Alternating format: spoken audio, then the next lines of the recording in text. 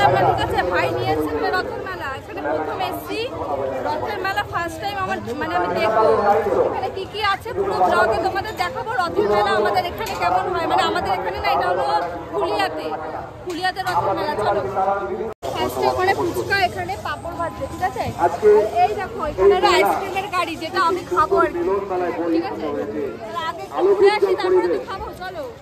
গত দুদিন পর পর প্রচন্ড বৃষ্টি, এবং সেই বৃষ্টির জন্য রথের মেলায় যা হয় হই হই হইচই, মানুষের মনে জোর আছে, তারা প্রকৃতির এই রক্তচক্ষুকে টানতে যে ব্যারিকেড তৈরি করা হয়েছে, মেলাকে সুশৃঙ্খল ভাবে পরিচালনা করবার জন্য ইলেকট্রিফিকেশনের দায়িত্বে যে ভাইরা রয়েছেন, তারা কিন্তু সদা সতর্ক রয়েছেন।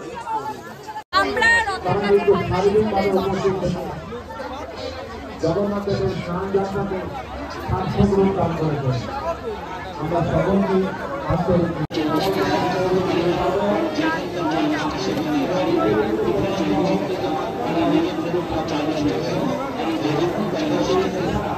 চাঁদার জন্য যেতে পারলাম না,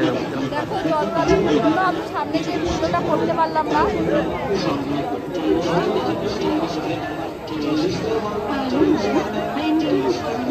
মেলায় ঢুকবো, জায়গা পাচ্ছি না, কোথা দিয়ে ঢুকবো এই মেলায় বুঝতে পারছি না। এই দিক দিয়ে যাবে নাকি কি জানি, দেখা। মেলায় রথ রয়েছে, রথে আনছি, আপনারা পুণ্যার্জন করুন। রথের জমিতে অর্জন হয়, পুণ্যার্থে পরিণত করে। এবং ফাইনালি খাওয়ার জায়গা পেয়েছে বন্ধুরা, অনেক কথার পর। এই দেখো ফুচকা খাবে এখন।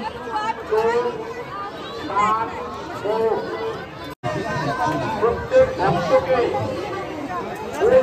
পাতা জল ভক্তি সহকারে জগন্নাথ দেবকে নিবেদন করতে হবে এবং মাথা নত করে।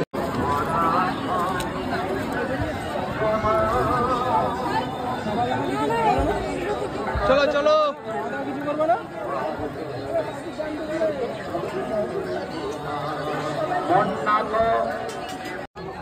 কি করে সেই ঋণ শোধ হবে?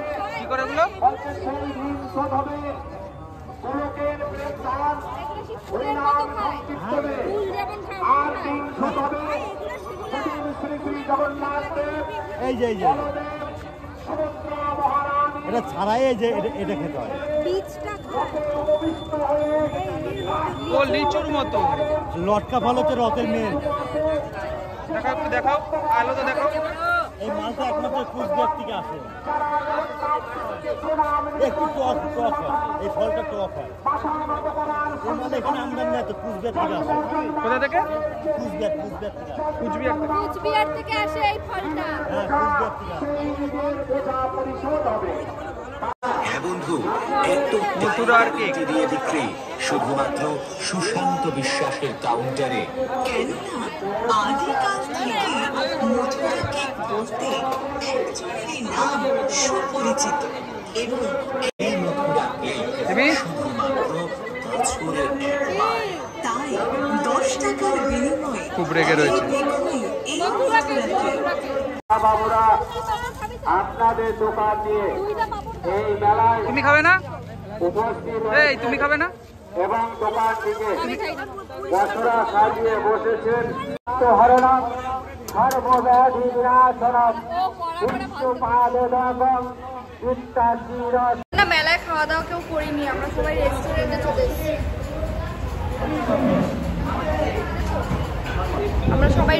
চলে এসেছি। এখন রোল খাবো, কারণ বাড়ির খাবার খেতে পারবো না, অনেক রাত হয়ে গেছে। আর মেলার খাবার মানে বোঝো, অনেক দিনের তেল, 4 দিন ধরে মেলা চলছে। তো আমরা এখন রেস্টুরেন্টে খেয়ে দিয়ে বাড়ি চলে যাবো। চাউমিনটা বাড়িতে বানাইছি, সেই পুরোপুরি রান্নায় ছুটি, কোনো রকমের ছুটি দেয়নি। সকালবেলা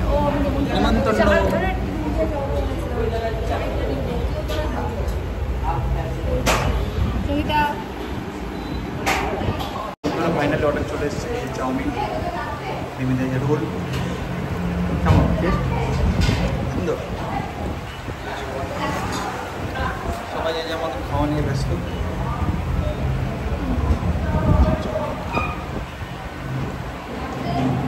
আমরা খেতে পারিনি, ঠিক আছে? ও ফেলবে না, ওর কথা হচ্ছে।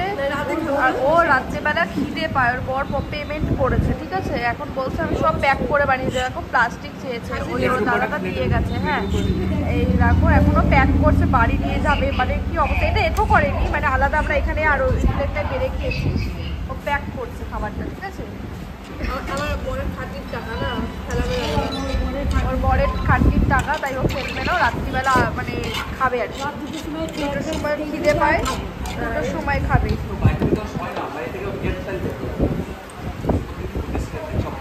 দেবো দেবো আমার দেখুন, রোলটাও নিবি নাকি? রোলটা নিয়ে যাবো না, রোলটার মধ্যে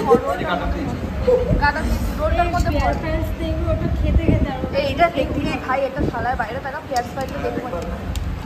এটা দেখতে দেখতে পেঁয়াজ ফাইল, এই প্লাস্টিকটাকে ফেলে দিল। এই প্লাস্টিকের মধ্যে রোলটা দেখ না কিভাবে নিয়ে দেখ, এটার মধ্যেই তো ভরে দিতে পারছি। আর এই দেখ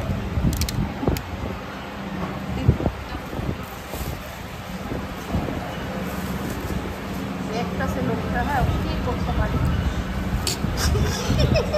কি অবস্থা ফেলে দিয়েছে বাড়িটা। আমার মন মানে পাবজি খেলতে জানতাম, কিন্তু ও যে প্লেয়ার এত খারাপ আমি সেটা জানতাম না। কেউ বুঝবে এটা হাফলো, এটা সঞ্চয় করা বন্ধুরা। অনেকে আছে ফেলে দেয়, কিন্তু ও ফেলে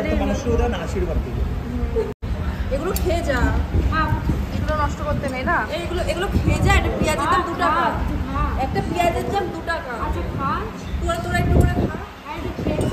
লাস্টে আমাদের খাওয়া দাওয়া হয়ে গেছে, ঠিক আছে? আর এখানে তো খাবার নিয়ে যুদ্ধ চলছে। হ্যাঁ এখন লাস্টে বলছো ওরা পেঁয়াজটুকু ফেলবে না। পুচকি বল, কিছু বলবি? না, সঞ্চয় করা সবার আগে, ঠিক আছে? সঞ্চয় হলো সবার আগে। তো এখন আমাদের ফাইনালি খাওয়া দাওয়া হয়ে গেছিলো, সঞ্চয় শিখছে। হ্যাঁ ও সংসার করবে, কারণ ওর জন্য সঞ্চয় শিখছে আর কি। সঞ্চয় সংসার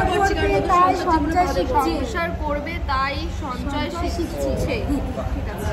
আমি পেরেছি, আমি বলেছি হয় আর